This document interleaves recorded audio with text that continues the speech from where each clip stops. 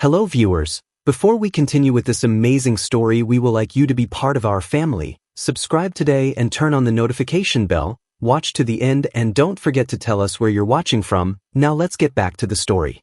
They say if you ever eat at Madame Bisi's kitchen, you'll never forget the taste.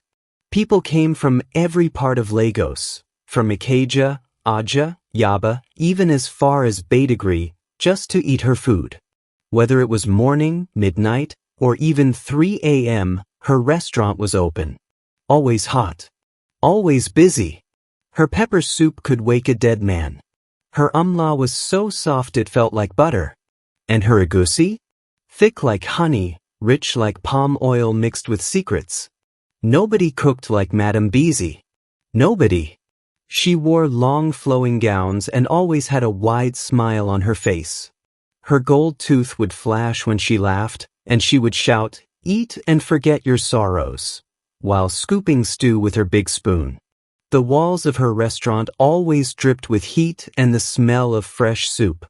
But behind all the food, behind all the smiles, something strange was happening.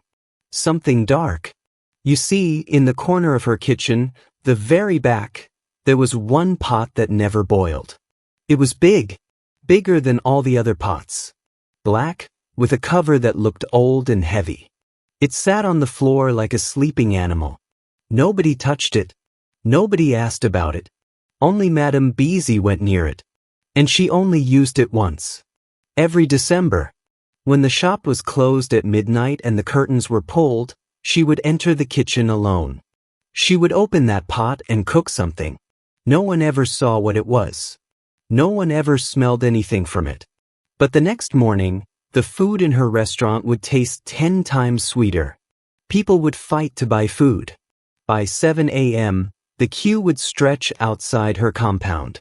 Even big men with cars would sit and wait for her ifo riro like it was gold. Everybody believed she had some kind of special spice. They were wrong. Nobody ever asked where her workers came from. That was another strange thing. In all of Lagos, none of her staff came from the area. Not Surulere. Not Mushin. Not even one local child. They were always new. Young boys and girls. Quiet. Tired. Always working, never smiling. And every year, during Christmas, she would travel. She would leave Lagos for a small village in the southwest, deep in Ogun State.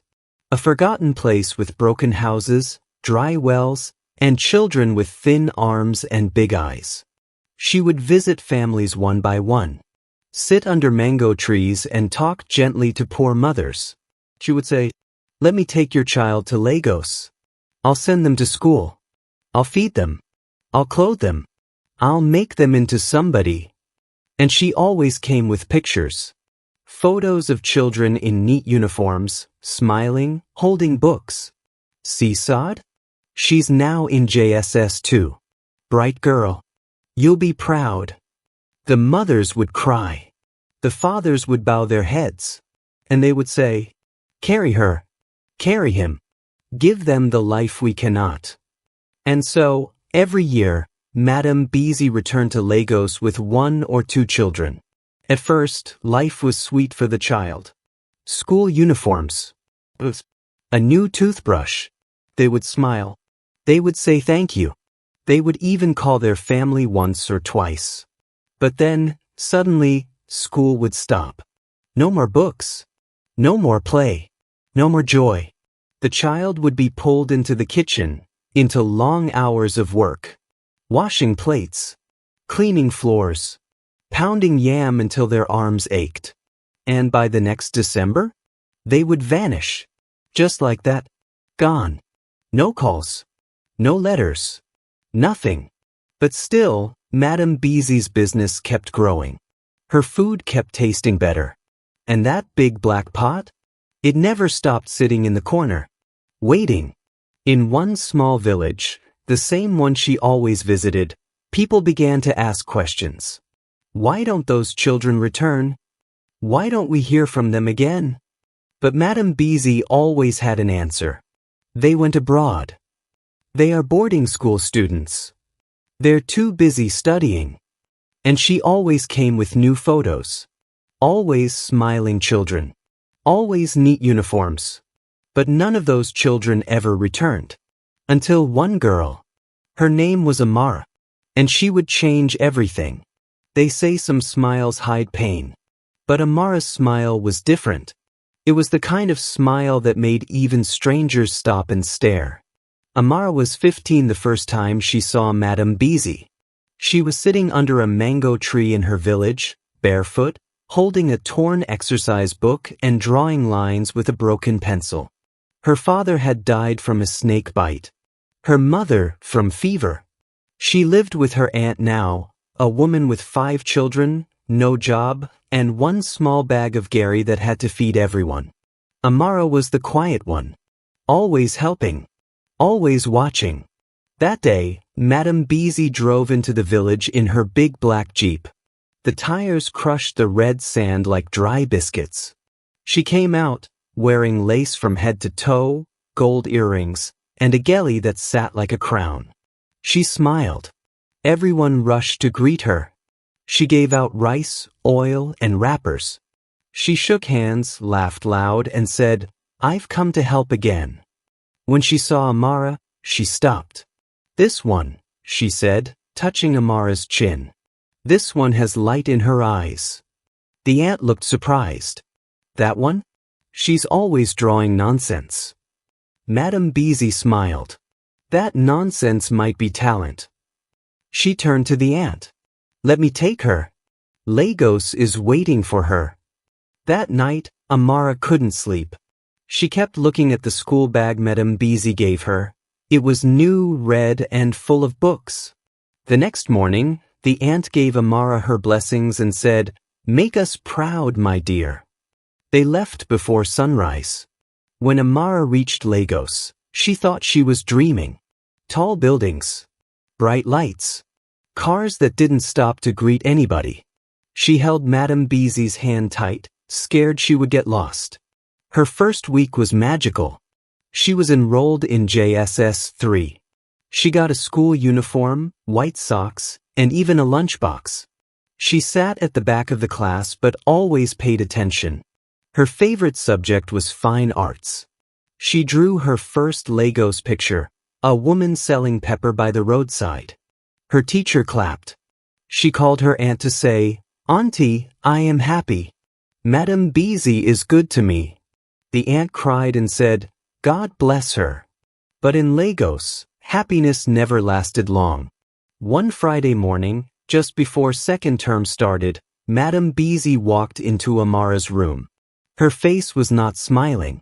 Her voice was flat. "Your holiday is over," she said. "It's time to earn your keep." Amara sat up. "School is resuming next week," she said softly. Madame Bisi didn't answer. She just walked out. That afternoon, Amara's uniform disappeared. Her school books were removed. Her bag was gone.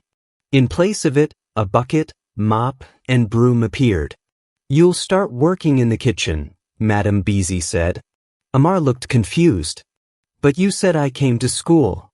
"School won't feed you," Madame Bisi snapped. "Food is not free." And just like that, Amara's life changed. She woke up before dawn, cleaned the restaurant, fetched water, peeled yam, washed bitter leaf, and served customers with a forced smile. She worked till her back ached and her feet swelled. Her classmates never saw her again. She cried at night. She missed school. She missed her drawings. But nobody listened. Nobody cared. One day, she tried to ask, "Madam, please can I go home for Christmas?" But Madame Bisi just laughed. "You'll go when the time is right." The next day, another child joined the house. A small boy named Musa. His head was shaved clean. His eyes looked tired even though he was only 12. He worked beside Amar. They became friends. He whispered to her one day, "Where are the others?" "Which others?" Amar asked. "The children that were here before us." Amara looked down. "I don't know." She never saw anyone leave. But she also never saw anyone stay. The restaurant was full of customers. People laughed, chewed loudly, wiped their mouths, and shouted, "This woman na wicho. Her food too sweet." But behind the smiles, behind the plates of soup and jollof, Amara noticed something strange. That big pot. It was there in the far end of the kitchen. Big, but silent. It never boiled. It never steamed. It just sat there. Madame Bisi warned everyone. Nobody goes near that pot. Why? Amara asked once. Madame Bisi looked at her, eyes sharp like blade. Because it's not your business. After that, nobody asked again.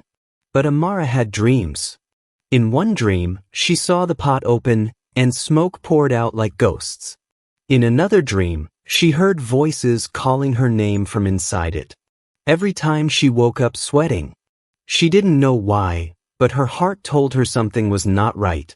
1 week to Christmas, Madame Bisi gave her an old box. "Pack your things," she said. "We're going to the village." Amara's face lit up. She thought, "Finally, I'll see my aunt again. I'll tell her everything." But Madame Bisi had other plans. Plans that smelled not like stew, but like secrets. The day Amara thought she was going home was the day her nightmare truly began. They left Lagos at night. Madame Bisi said it was safer that way. Less traffic, she claimed, smiling as she locked the restaurant gate behind them. Amara noticed she didn't bring Musa along. Just her. Only her. The ride was long and quiet. Madame Bisi didn't play music. She didn't speak much either. She just drove, her face stiff, her eyes cold. Amara sat in the back seat, hugging the small box of clothes she had packed. She had one wrapper, a brown gown, and her drawing book, the only thing she still kept from school. As they passed towns and villages, Amara stared out the window. The stars looked brighter here than in Lagos. Her heart beat fast, not from fear, at least not yet, but from hope. "I'll see my aunt," she whispered to herself. "I'll tell her everything." But something didn't feel right. They didn't take the road to her village. Amara knew because she had traveled that way before. This was a different route. More bush, more silence, fewer people. "Madam," she asked softly. "Yes." "This is not the road to my village." Madame Bisi smiled without turning her head. "We're making a quick stop first." Amara didn't say anything again, but her heart started beating faster. Around 4 a.m., they reached a compound at the edge of a small town called Ibaroko. The place was quiet. Too quiet. The gate was already open, like someone had been waiting. Madame Bisi drove in and parked beside an old, silent building. The walls were dark. The air smelled like dust and palm oil. "Come down," she said. Amara followed her into the house. Inside, it was almost empty. Just a small bed, a table, and a locked cupboard. Madame Bisi dropped her bag, sat down, and removed her shoes. Amara stood by the door, still holding her box. "You'll rest here for today," Madame Bisi said. "Tomorrow we move again." "Move to where?" Amara asked. "To a place where your destiny will shine." Amara didn't understand, but she was too tired to argue.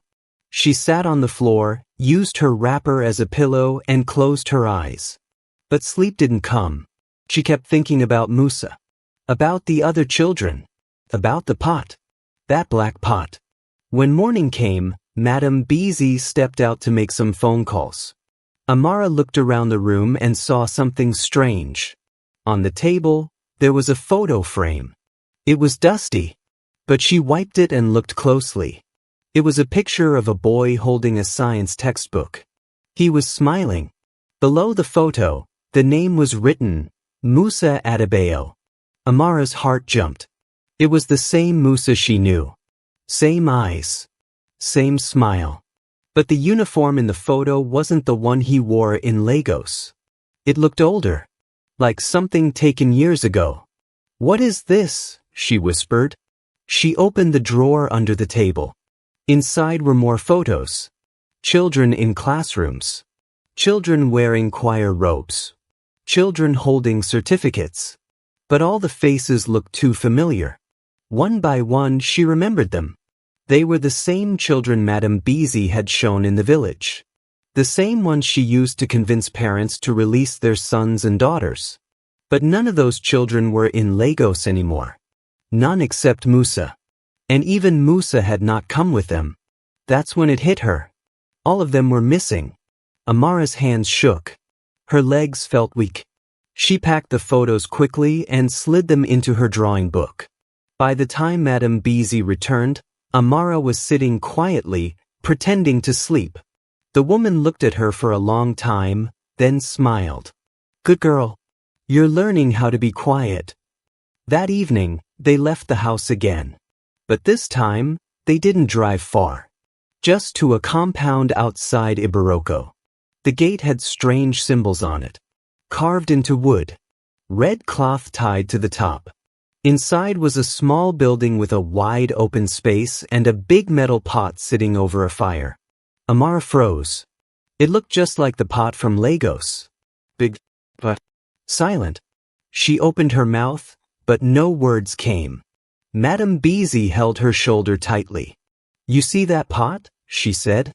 "It's older than you. Older than me. And it's hungry." Amara turned to her, eyes wide. "What are you talking about?" she whispered. "You'll understand soon." They didn't sleep at that compound. They returned to the small house, and Amara laid on the floor, staring at the ceiling. She didn't sleep. She didn't even blink much. Because now she knew. She was next. That night, the wind outside howled like it was warning someone. But inside the small room in Ibaroko, Amara couldn't hear anything. Just her own heart.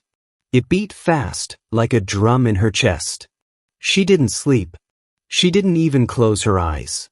She waited. For morning. For light. For anything. She kept thinking about the pictures. About Musa. About the strange pot outside. And about what Madame Bisi had said. "It's hungry." What kind of pot gets hungry? What kind of woman smiles while saying that? Before sunrise, Madame Bisi entered the room with a white cloth in her hand. Her face was calm. Her voice was soft. "Wear this," she said. Amara sat up. "Why?"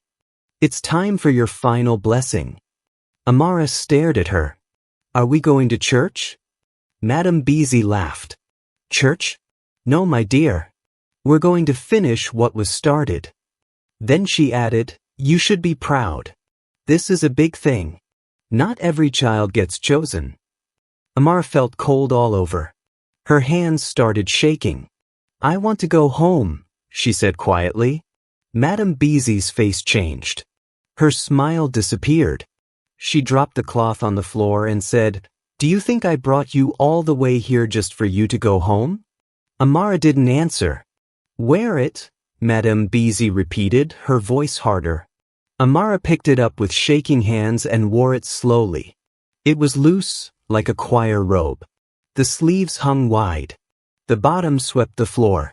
Then Madame Bisi said something that made Amara's blood turn cold. "Don't worry," she whispered. "You won't feel a thing." Amara looked at her. "What do you mean?" But Madame Bisi just turned and left the room. Amara knew one thing now. If she didn't leave, she would never see the next morning. She waited 5 minutes. Then she quietly walked to the door. It wasn't locked. She pushed it open slowly and peeked out. Madame Bisi was at the back of the compound, speaking with an old man in a red wrapper. He held a stick with feathers on it and a bag full of strange items. A native doctor. Amara tiptoed away from the front door and ran. She didn't take anything. Not her wrapper. Not her drawing book. She just ran. Into the bush. Through the trees. Past sharp leaves that cut her skin. Her legs hit stones. Her feet bled. But she didn't stop. She ran until she couldn't hear voices anymore. Then she dropped under a tree and started crying. She didn't know where she was. She didn't know how far she had gone, but she knew she had escaped. For now. By morning, she found a small footpath. It led to a farm.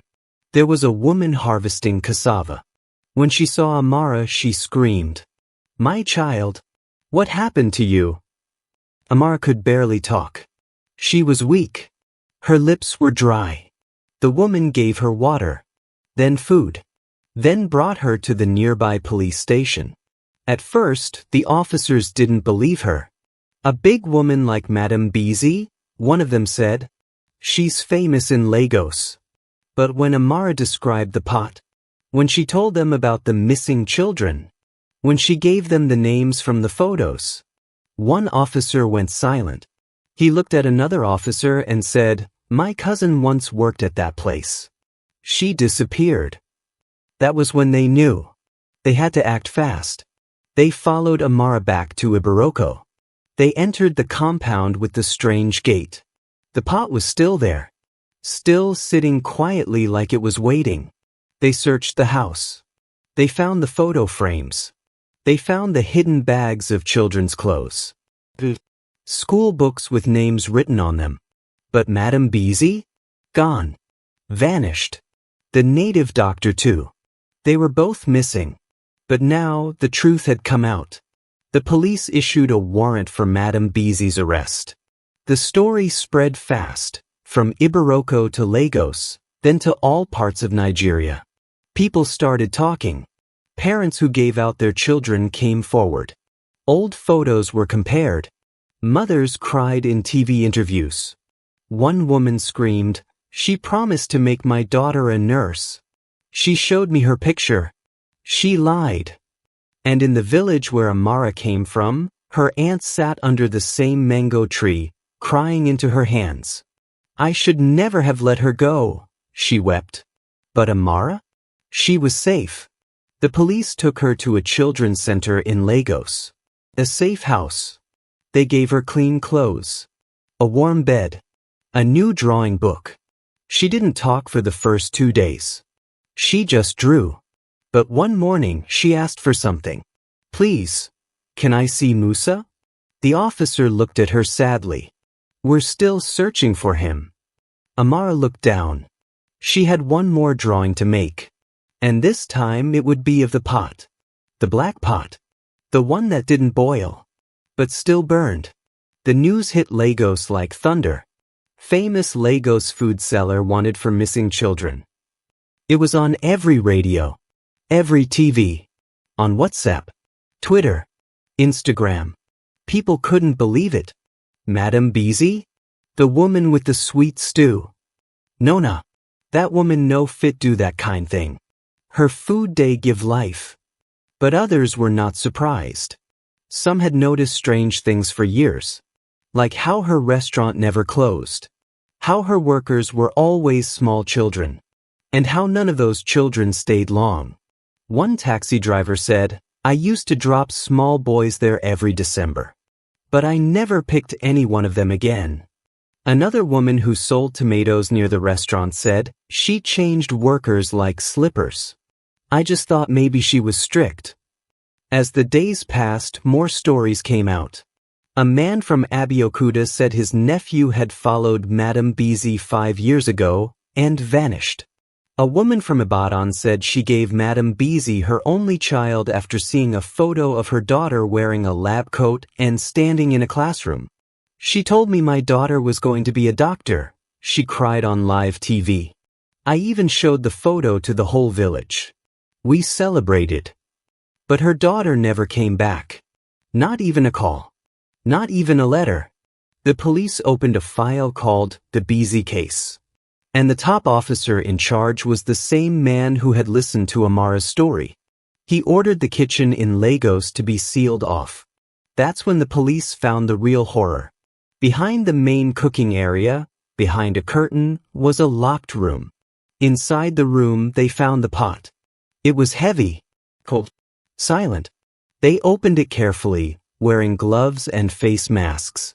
What they saw made one officer drop his torch. Inside were small bones. A half-burnt school uniform. A bracelet with the name Timmy. The officers stood there quiet. None of them spoke for almost a full minute. Then one whispered, "This is not just cooking. This is something else." They sealed the pot, taped it shut, covered it in plastic and took it away. Later that night, the photos were leaked. One picture of the pot, one picture of the bones, and one picture of the secret room. People were shocked. A young boy on Twitter wrote, "I used to eat there every Sunday after church. Gotta beg." Another said, "So not children we day chop since? My chest." Some even swore they could still smell the food. One woman said, "I walked past the place last night. I swear pepper soup still day enter my nose. The shop is locked but something still day cook." The Lagos state government shut down the whole area. The health department pulled down the restaurant signboard. But people still came. Not for food, but to see. To stand in front of the locked gate and whisper stories. That's where they say she used to sit every evening. You see that wall? That's where the fire always burned. She used to dance and scoop stew from that pot. The same pot. And at night, some said they heard crying from the back of the building. One woman said she saw a small girl standing by the door, barefoot, looking lost. She vanished before I could even speak. Meanwhile, back at the children's center, Amara was healing slowly. She now spoke to the counselor. She told them more details about Musa, about the house in Ibaroko, and about the strange man in red cloth. Police returned to Ibaroko, but the house was empty. Whoever had helped Madame Bisi had also disappeared. But one day, a call came in. From a woman in a village near Ibaroko. She said, "There's a boy here. He looks weak. He says his name is Musa." The officers rushed there. When they arrived, they found Musa sitting under a tree, holding a book with no cover. His face was thin, his eyes tired, but he was alive. He told them everything. How he was supposed to be the next one. How Madame Bisi had locked him in a room, waiting for the right day. How he escaped through a back window when she left the compound.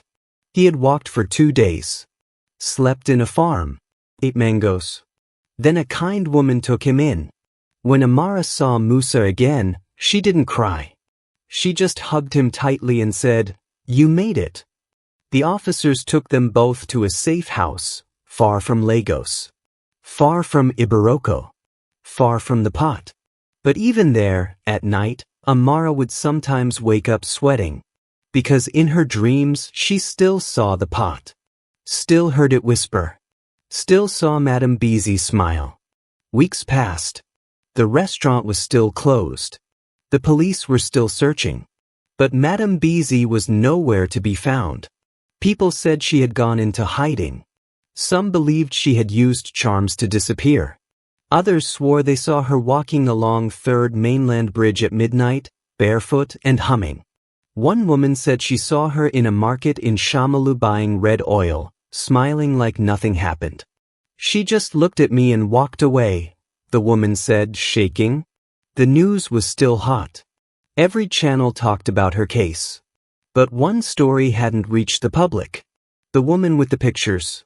You see, Madame Bisi didn't work alone. She had someone who helped her take the pictures of those children, the ones she showed to their parents.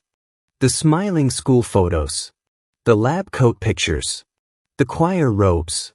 The ones that made people say, "Yes, go with her. Go to Lagos." That woman lived in a small town in Ogun State. She was a photographer. Her name was Aya Ranti. She ran a small photo studio behind her house.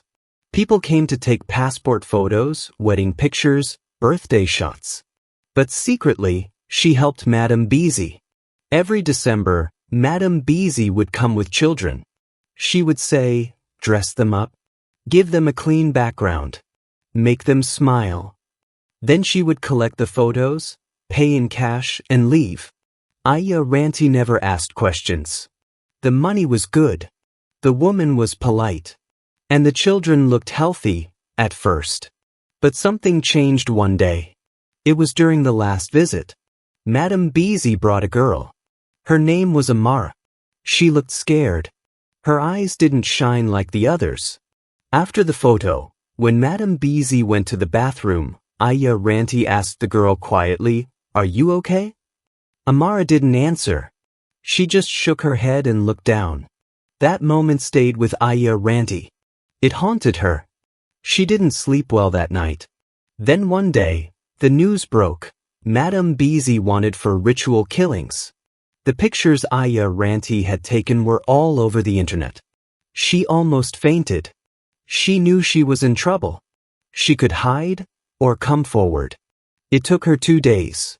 Then she walked into the nearest police station and said, "I have something to show you." She brought a big envelope. Inside were over 20 photos. Each child, each smile, each lie. The officers took the photos. They asked her questions. She told them everything she knew, dates, names, locations. One officer asked, "Why didn't you say anything earlier?" She looked down. "Because I didn't want to believe. And I was afraid." Another officer asked, "Did she ever tell you what the photos were for?" She shook her head. But when I saw her eyes, the way she smiled at those pictures, I knew it wasn't right. She was allowed to go home, but placed under watch. The police now had more names, more faces, and more pain. They began calling families. They went to villages. They knocked on doors and said, "Ma, sir, do you know this child?" Some people fainted. Some screamed. Some refused to believe. "But we saw pictures of her in school," one woman cried. "She was holding a book." The officer held the woman's hand. "That was the trap, ma. That picture was a lie." Back at the safe house, Amara and Musa were slowly adjusting to normal life. They went to a new school. They had new names. They saw counselors twice a week. But they still carried the memories. One day in class, Amara froze when the teacher lifted the lid of a soup container during lunch. Musa still checked every door before sleeping. They didn't laugh much. But they were alive. And they had each other. One afternoon, an officer visited. He brought a photo album. "We're trying to return these to families," he said. "Do you recognize anyone?" Amara flipped through the book slowly. She stopped at one photo. A small boy. Missing front tooth. Big smile. Blue socks. "That's Bayo," she whispered.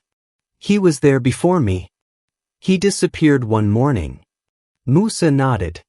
"He used to mop the floor. He liked to sing." The officer circled the name and closed the book. "Thank you," he said softly. As he left, Musa looked at Amara. "Do you think she's gone?" Amara didn't answer right away. She looked out the window. The sky was turning orange. The air was quiet. "No," she said finally.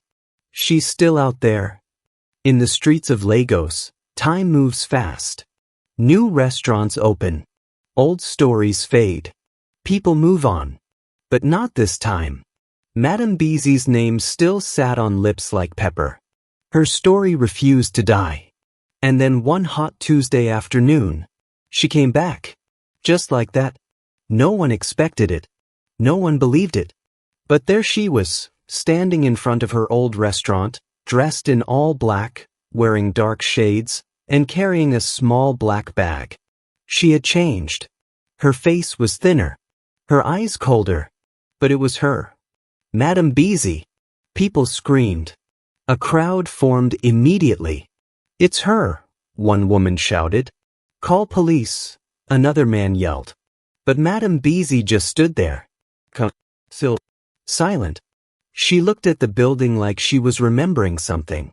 Then, slowly she walked to the front gate. It was locked with a heavy chain. She touched the chain gently, like she missed it. Then she smiled. That same smile. The one that had fooled the whole city. But this time, nobody smiled back. A police van arrived in minutes. Officers jumped down, holding guns. "Put your hands up," one shouted. She didn't move. Now. Madame Bisi raised her hands slowly, like she was dancing. They handcuffed her right there. People clapped. Some cried. Some cursed. You destroyed lives, someone shouted. Wicked woman, a man spat on the ground. As they pushed her into the van, she turned and said one thing. I gave them a chance. The rest of the world gave them nothing. The officer slammed the door shut. She was taken straight to the state CID. No interviews. No games. Inside the small, dark room, an officer placed a recorder on the table. Tell us everything, he said. Madame Bisi sat quietly. Then she spoke. I didn't want to be like this. I started small, Accra by the roadside. Nobody bought from me. I begged. I cried. Nothing worked. She looked up slowly. Then I met a man. The officer raised a brow. What man? He wore red. Spoke like thunder. He said, You want wealth? Feed the pot. Once a year. One child. And the pot will never stop giving. She shook her head. I thought it was madness, but I was desperate. The officer asked, Where is this man now? She laughed. You won't find him. He only shows up in December. She told them about the first child. How she used only a small piece. How people came back the next day asking for more. She spoke like she was telling a bedtime story. Cold, smooth, cold. The officer pressed stop on the recorder. He couldn't listen anymore. The court date was set. News spread again. The Queen of Sweet Stew faces justice. The courtroom was full. Families of the lost children filled the benches. Mothers held faded photos. Fathers sat with clenched jaws. And in the back row sat Amar. Next to her was Musa. They were older now. Still quiet, but stronger. When Madame Bisi entered the courtroom, the room went silent. She wore a plain brown dress. No makeup. No gold. But she still smiled. Always smiling. The judge asked, Do you understand the charges against you? Yes, she said. Do you have anything to say before this trial begins? Madame Bisi stood straight. I helped those children, she said. Nobody cared about them until I did. Their parents gave them to me. I gave them purpose. A woman screamed, You gave them death. The courtroom broke into noise. The judge hit the gavel. Order. Madame Bisi sat back down, her face still calm. One by one, the witnesses came forward. A mother showed a picture. This was my daughter. She left with her. She never came back. A teacher spoke.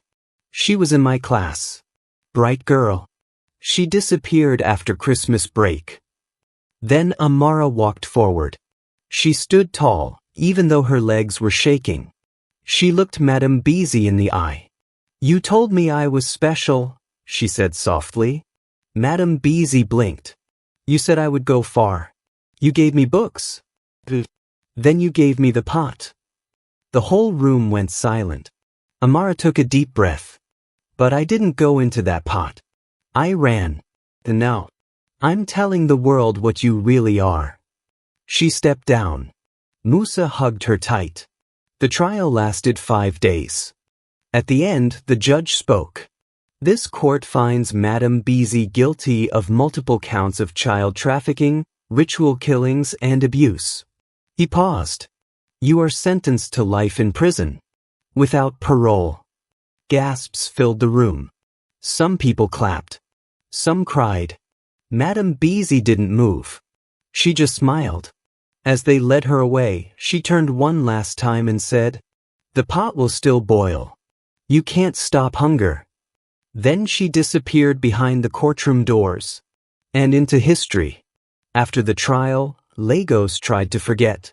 The building that once held Madame Bisi's restaurant was shut tight. The walls were repainted. The windows sealed. The signboard was removed completely. People crossed the street to avoid walking past the place. Even Okada riders refused to stop nearby. But there were whispers. At night, people said they still smelled stew. Thick, spicy, too sweet for something no longer cooking. A bus conductor swore he heard someone crying behind the locked doors one night. Another woman said, "I saw smoke." But there was no fire. Nobody dared to break in. Nobody dared to go near the back room. Because they all knew what once sat there. The pot. The same pot that had eaten many lives. The pot that had changed a poor food seller into a queen. And turned dreams into ash. The police had taken it away, yes. But they didn't destroy it. They couldn't.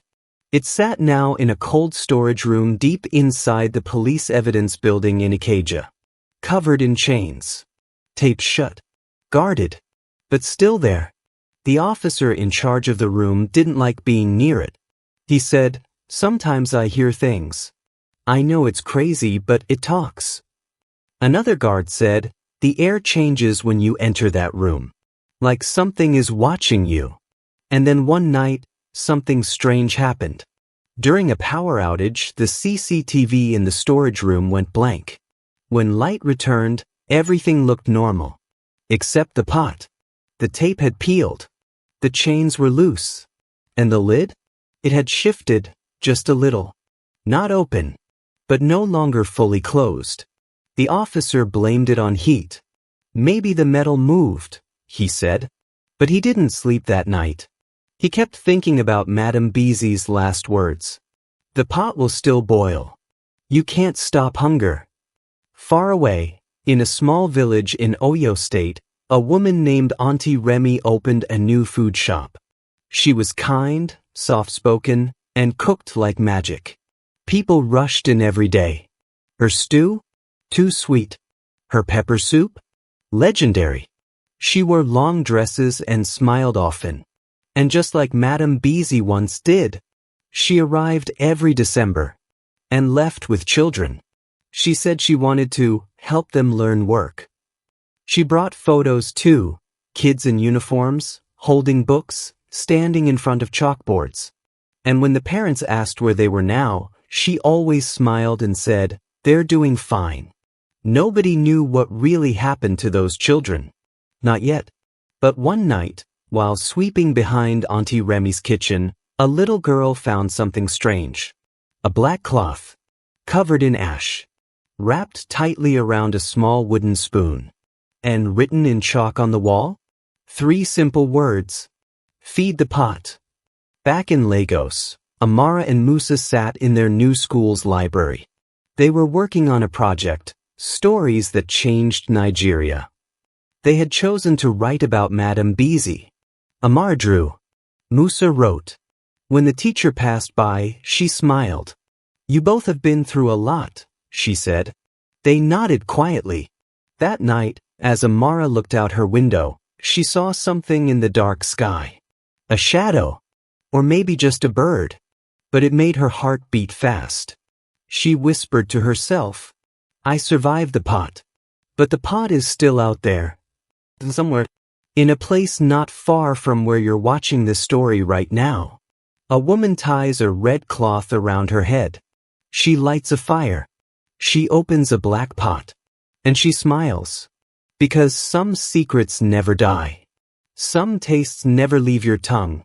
And some hunger? Some hunger can never be satisfied. Thank you everyone for watching this story to the end. Tell me in the comments section if you enjoy the story and don't forget to like, share and subscribe. See you on the next one.